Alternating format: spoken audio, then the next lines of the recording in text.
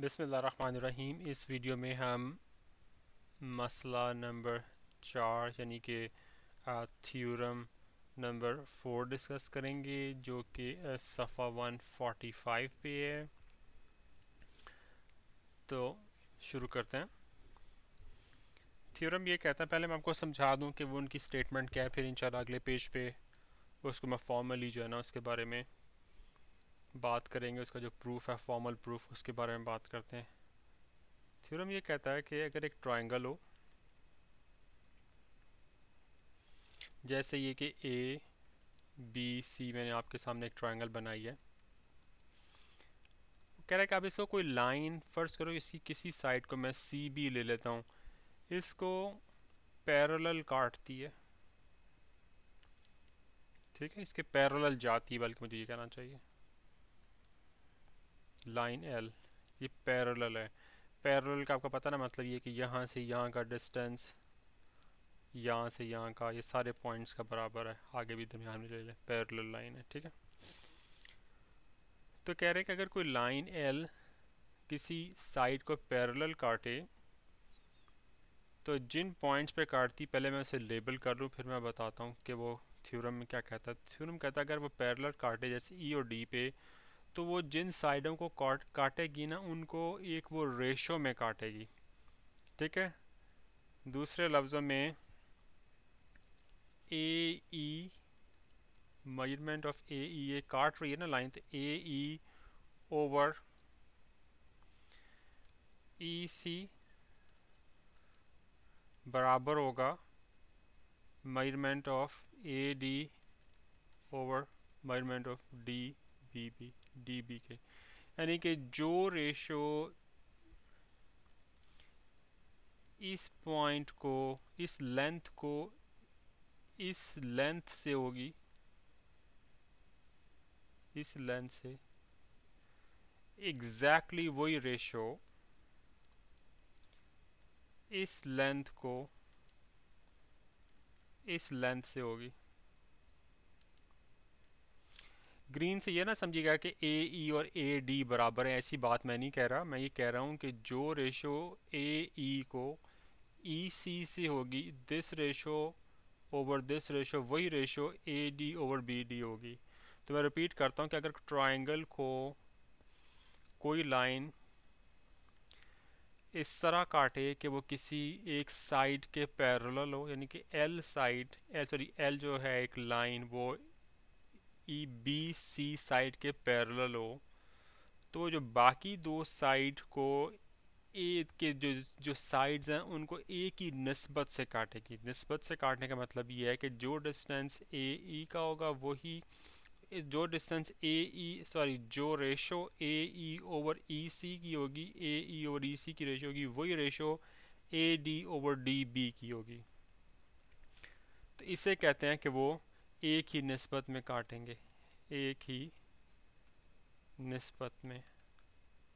ठीक है, कता करेगा, काटेगा।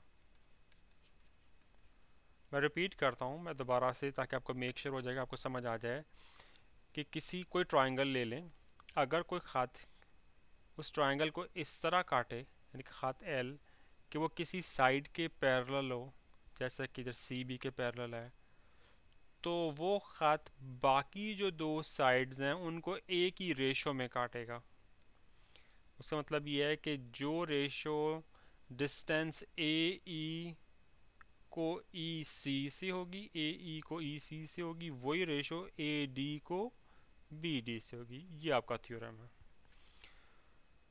अगले पेज पे चलते हैं, इस डायग्राम को दोबारा से बनाते हैं और फिर इसके प्रूफ के बारे में बात करते हैं।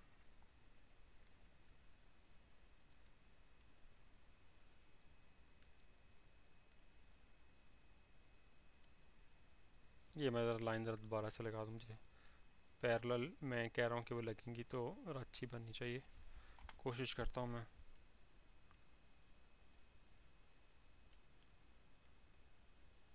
कुछ बेहतर होगी। ए बी सी, अब ये जी ख़त एल, इसने इसको ई पॉइंट पे काटा और डी पॉइंट पे काटा। अब देखें, मैंने साबित करना है टू प्रूव कि ए डी को जो रेशो डी बी से है वही रेशो ए ई को ई सी से है। यानी कि A D over B D बराबर है ए ई ओवर ई सी की। मुझे प्रूव करना, ठीक है जी। अब करते यूँ हैं कि ट्रायंगल बनाते हैं। अब देखिए, ये साइड और ये साइड है तो दो ट्रायंगल्स बनाते हैं। एक ट्रायंगल ये बनेगी जी कि इस पॉइंट को बी से मिला दें। फर्स्ट कर हम अभी ए डी और डी बी की बात करें, ए डी और डी बी की बात करें तो इसी के लिए तो ये दो ट्रायंगल्स बन गई ऑटोमेटिकली। एक ये ट्रायंगल है पहले से ए ई डी, और एक ये ट्रायंगल होगी। इनके बारे में हम ना कुछ रेशोज़ वगैरह लेंगे तो फिर वो चीज़ जो है ना हम उस तक पहुँच सकते हैं। इसी तरह अगर इस साइड की बात करें ए ई और ई सी की, तो एक ट्रायंगल यही ट्रायंगल आ गई, दूसरी इस ट्रायंगल को बनानी पड़ेगी। तो इस पॉइंट को हम इस पॉइंट से मिला देते हैं। अच्छा नहीं तरह मैंने मिलाया, मैं इसके साथ दोबारा से बनाता हूँ।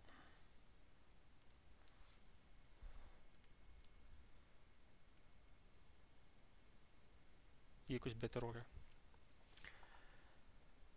अब इसमें ना मुझे प्रूव ये करना होगा, किसी की मेरी अप्रोच ये होगी कि मैं ये साबित करूं कि इन ट्रायंगल्स का एरिया बराबर है।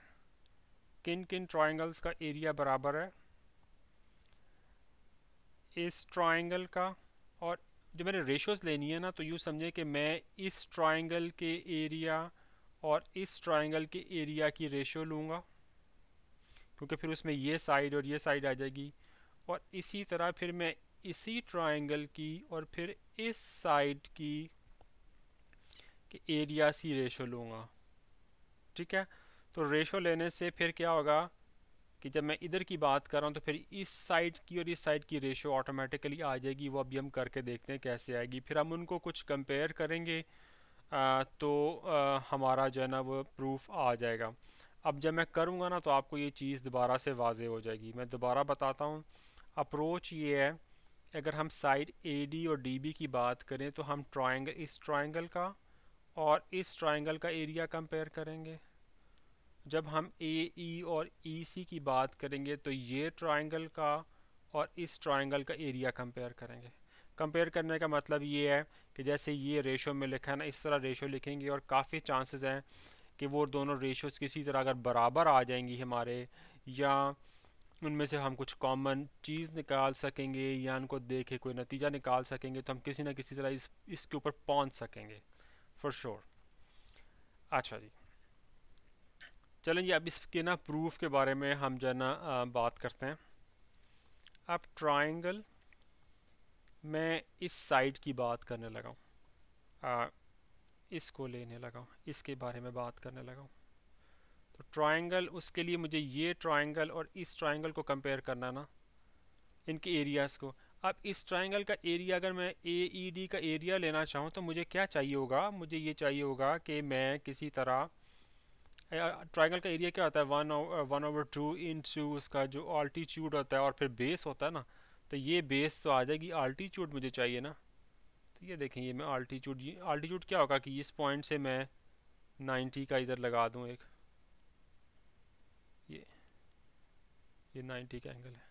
और इसी तरह जब मुझे इस तरफ इन इस ट्रायंगल की और इस ट्रायंगल की बात करेंगे, एरिया देना होगा, तो फिर मुझे उसी तरह यहाँ पे भी ऐसे करके खींचना होगा।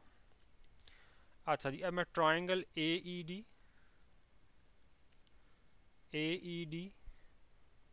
और ट्रायंगल बी डी ई की बात कर रहा हूँ। अच्छा, अब ये इसे लेट्स से कि पॉइंट नंबर एल पे काटता है और ये इसे पॉइंट एम पे काटता है। अगर मैं इस ट्राइंगल का एरिया लेना चाहूँगा तो मुझे उसके लिए भी इसके ऑल्टीट्यूड की या इर्तफ़ा की ज़रूरत होगी। तो वो इर्तफ़ा क्या होता है कि आप तीसरी से अगर मैं इसको बेस मान लेता हूँ, मुझे इन्हीं साइडों को बेस मानना पड़ेगा क्योंकि मैंने इन्हीं को कंपेयर करना है। तो अगर इसको बेस मानता हूँ तो ये वाली जो अपोजिट साइड है, ये वाली, यहाँ से मैं 90 का एंगल गिराऊँ, और आपको पता ना ये ट्राइंगल के बाहर भी आ सकता है, विच इज़ फाइन, कोई मसला नहीं है। तो ये इसकी ये जो हाइट होगी ना, ये मेरा आल्टीट्यूड जो इर्तफ़ा होगा, और इस ट्राइंगल के लिए ये आल्टीट्यूड होगा तो इसकी बेस ये वाली होगी। इसी तरह इस ट्राइंगल के लिए बेस में ए डी लूँगा और इसका आल्टीट्यूड ये वाला होगा ई एल। तो दोनों का आल्टीट्यूड जो है या इर्तफ़ा कॉमन है। ठीक है जी। तो में ई एल जो है वो मुश्तरक आल्टीट्यूड है या अमूद है। ठीक है। तो triangle B E D B E D का जो एरिया है ना वो किसके बराबर होगा, हाफ आल्टीट्यूड क्या है ई एल, और इसका बेस क्या है डी बी। ठीक है जी। अब मैं इस ट्राइंगल की बात करता हूँ, उसका एरिया क्या होगा, ए ई डी का एरिया क्या होगा, हाफ आल्टीट्यूड क्या है इसका, वही ई एल, और इसकी बेस क्या है ए डी। ठीक है जी। अब एक को दो पे अगर तकसीम करें,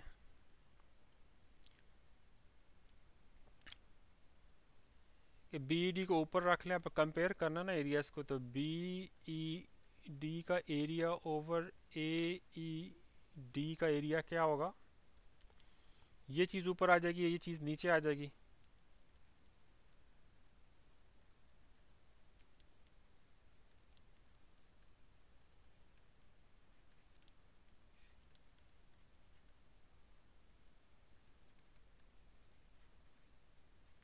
ये से इसे कट गया तो ये क्या जी आ गया, बी ई डी और ए ई डी का बराबर है जी डी बी ओवर, यानी कि जो रेशो ट्राइंगल्स बी ये सॉरी बी ई डी को है के एरिया को है इस ट्राइंगल के एरिया से, A F D A E D sorry, वही रेशो बी डी को डी ए से। मैं रिपीट करता हूँ कि जो रेशो इस ट्राइंगल के एरिया को इस ट्राइंगल के एरिया से है, वही रेशो इस साइड बी डी को डी ए से, ये हमने निकाल लिया जी।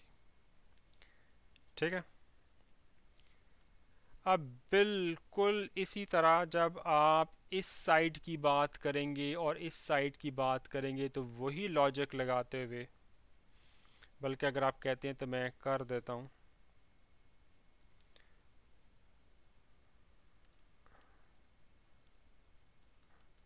अच्छा, अब ट्राइंगल ए ई डी का जो एरिया वो तो वही होगा ना, अब हम इस साइडों की बात करने लगे हैं।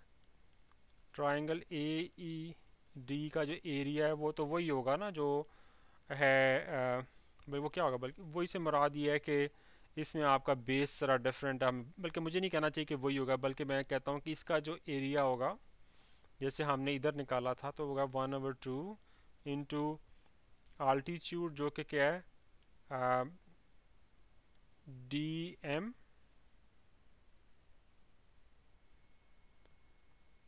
और मैं इधर चेक कर लूँ, हाँ डी एम, बल्कि इधर हमने बी ई डी की थी ना, ये बी, इधर ये नीचे वाली पहले करते हैं, मेरा ख्याल है ये ज़रा बेहतर रहेगा।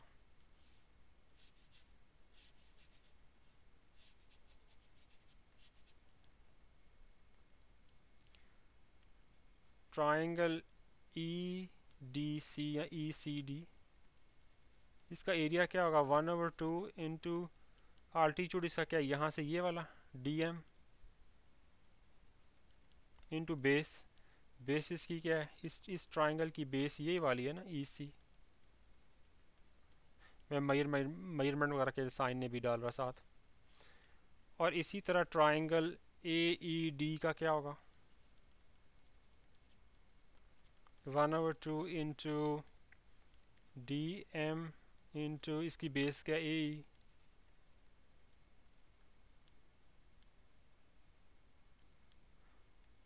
ये 2। अब triangle E C D over triangle A E D जब करेंगे तो क्या होगा, दिस ओवर दिस आएगा तो 1/2 काट जाएगा, डी एम काट जाएगा, तो ये क्या आ जाएगा जी, ई सी ओवर ए ई आ गया। अब जनाब आप इस चीज़ पे गौर करें और इस चीज़ पे गौर करें, दोनों के नीचे ए ई डी आता है, ए ई डी आता है, और दोनों के जो नताइज अगर इंडिविजुअली देखें तो ये कहती है कि जो रेशो ई सी डी ट्राइंगल के एरिया को ए ई डी ट्राइंगल के एरिया से है, वही रेशो इस ई सी को ए ई से है। और इधर जो इसके बारे में हम बात कर चुके हैं। अब आप ये देखें कि किसी तरह जो चीज़ हमें प्रूफ करनी है वो है A D over B D is equal to A E over F C. A D over B D is equal to A E और एफ सी, इसका उल्टा है, यानी कि इस मैंने उल्टा लिखा ना, ये ई सी ओवर ए ई है, यहाँ मैंने ए ई ओवर ई सी लिखा है, कोई फ़र्क नहीं इससे पड़ता, सिर्फ उल्टा ही है ना। तो इसी तरह ये A D over B D है, यहाँ मैंने D B over A D लिखा, इससे कोई फ़र्क नहीं पड़ता, क्योंकि अगर आप इनको उल्टा करके लिख दें तो वही चीज़ आ जाएगी। लेकिन मैं आपको बताने की कोशिश ये करने लगा हूँ यहाँ से कि अब आपको जो काम की चीज़ निकालनी है ना वो ये, और इसको किसी तरह आपने लाना ना, कंपेयर करना, ये इक्वल का ये इस चीज़ को आपने इस चीज़ की इक्वल प्रूफ करना ना, तो वो किस सूरत में आएगी, अगर आपकी लेफ़्ट साइड है दोनों की, लेफ़्ट साइड है ये वाली, ये मैं इनके इक्वल प्रूफ कर दूं, ऐसे ही होगा ना। तो उसके लिए ज़रूरी है कि ए ई डी तो दोनों के नीचे आता है, अगर मैं किसी तरह बी ई डी को ई सी डी के इक्वल प्रूफ कर दूं तो मसला हल हो जाएगा। फिर ये चीज़ जो है इसके इक्वल हो जाएगी, जब ये चीज़ इसके इक्वल हो जाएगी इसका मतलब ये कि दोनों की फिर राइट साइडें भी बराबर हो जाएंगी। अगर मैं लेफ़्ट साइडें इक्वल प्रूफ कर दूं तो राइट साइडें भी इक्वल प्रूफ हो जाएंगी, और राइट साइडें वही हैं जो हमने इधर प्रूफ करनी है। तो मेरा इस वक्त चैलेंज ये है कि लाइट ब्लू से जो मैंने निशान लगाए हैं दोनों के लेफ़्ट साइडें मैंने इक्वल प्रूफ करनी है। मैं आपको दोबारा से बताता हूँ जाके, ई सी डी को मैंने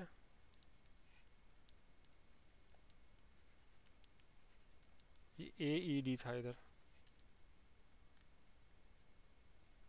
ई C D over A E D को मैंने B E D over A D के इक्वल प्रूफ करना है। मेजरमेंट का साइन नहीं आता, sorry, B E D over A E D. अब ये चीज़ तो एक ही चीज़ है, इसको इसके इक्वल प्रूफ करना। ई सी डी ट्राइंगल को मैंने ई सी डी ट्राइंगल को मैंने ये देखें, वापस आता हूँ, बी ई डी के इक्वल प्रूफ करना। बी डी, इस ट्राइंगल को मैंने इस ट्राइंगल के इक्वल प्रूफ करना है। अब आप गौर से देखें, मैं अगले पेज पे मुझे लिखना चाहिए लेकिन चूँकि डायग्राम इधर है तो मैं आपको इधर से समझाने लगा हूँ। इस ट्राइंगल को के एरिया को मैंने इस ट्राइंगल के एरिया के इक्वल प्रूफ करना। अब गौर करें दोनों की बेस सेम है ना, वेरी गुड।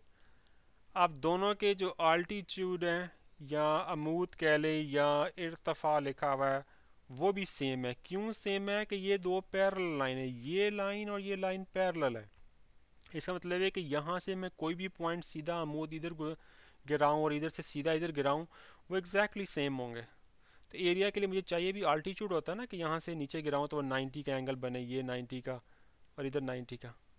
अब ये देखें कि ये जो हाइट है या आल्टीट्यूड है वो दोनों ट्राइंगल्स का सेम है, दोनों की बेस सेम है, तो दोनों का एरिया सेम होगा ना, क्योंकि एरिया होता है 1/2 इंटू बेस जो कि दोनों में कॉमन है, इंटू हाइट या आल्टीट्यूड वो दोनों का सेम है एग्जैक्टली तो जनाबे वाला ट्राइंगल ई सी डी का area triangle B E D के इक्वल है, क्योंकि बेस जो है ना दोनों का वो सेम है और दोनों का आल्टीट्यूड, बेस को मेरा ख्याल है वो कहते हैं कायदा, और इसको कहते हैं इर्तफ़ा, दोनों सेम है। जब ये दोनों चीज़ें सेम हो गई तो फिर ये लेफ़्ट साइड ने दोनों तरफ की सेम हो गई तो फिर राइट साइड इक्वल हो जाएंगी। जब राइट साइड इक्वल होंगी तो फिर क्या होगा कि measurement of E C over sorry E C over A E, ओहो, is equal to D B over A D.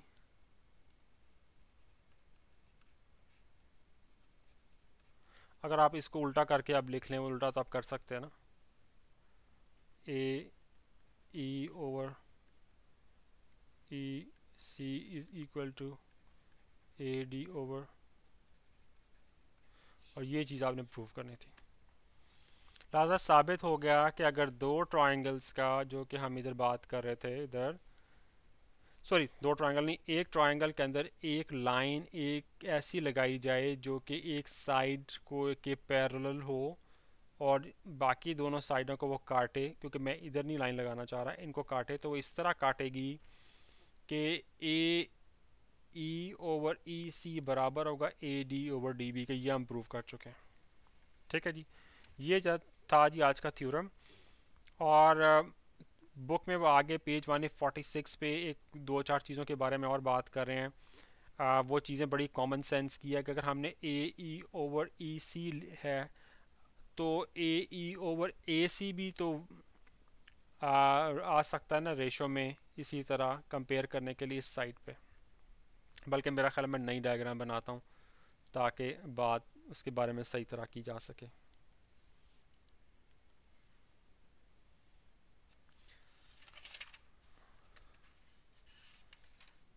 ये ए है, सॉरी ये ए पॉइंट है, ये बी है, ये सी है, ये ई है और ये डी है। अभी तक जो हमने प्रूफ किया ना वो ये किया है कि ए डी, मैं मेजरमेंट का साइन अभी नहीं लगा रहा, A D over D B बराबर है ए ई ओवर ई सी के।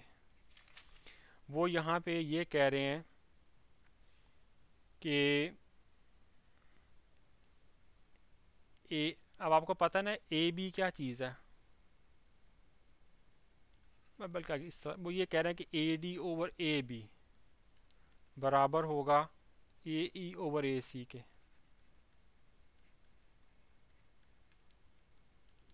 और आपको पता है ना ए बी किसके बराबर है, ए बी बराबर है A D plus D B के। ए सी किसके बराबर है, ए ई प्लस ई सी के।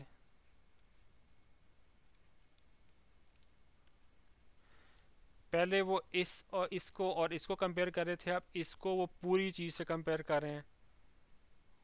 और लॉजिक वही है कि अगर भाई ए बी जो है वो इसका और इसका सम है ना, तो ये उन्होंने लगा दिया।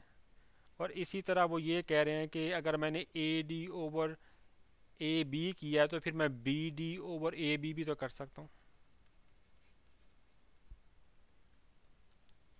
इसी तरह सी ई ओवर ए सी।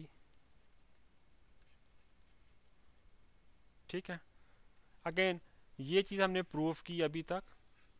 उससे वो ये नतीजा निकाल रहे हैं कि अगर आप इसको और इसकी रेशो लेते हैं तो फिर वो आप इसकी और पूरी चीज़ की भी तो रेशो ले सकते हैं ना, बात तो वही है।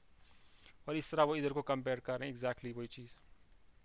अगर आप ए D over this section over total length की बात करते हैं तो फिर आप this section over this total length की भी बात कर सकते हैं, तो वो यहाँ पे आ गई चीज़।